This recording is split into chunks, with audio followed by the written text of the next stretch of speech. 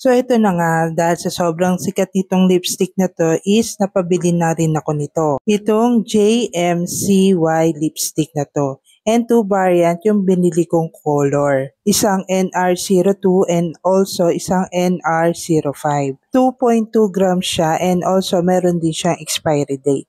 So ang nilagay ko sa aking lips is yung NR02. Ang feeling ko dito sa lipstick na to is magaan siya, madali siyang mai-apply, and also hindi siya yung malagkit. So naghintay lang ako ng 1 minute, then in-apply ko yung gloss niya.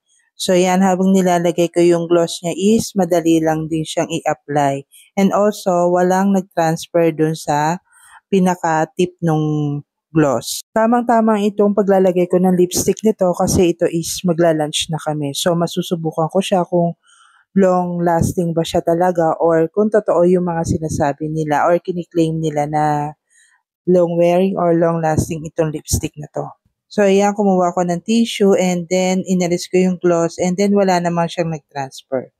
So ayan, kumain na ako ng lunch and then napansin ko talagang naandun pa rin yung lipstick and also uminom na rin ako ng juice. Yan. And then, napansin ko pa rin na naandun pa rin yung lipstick. So, maganda nga itong lipstick na to.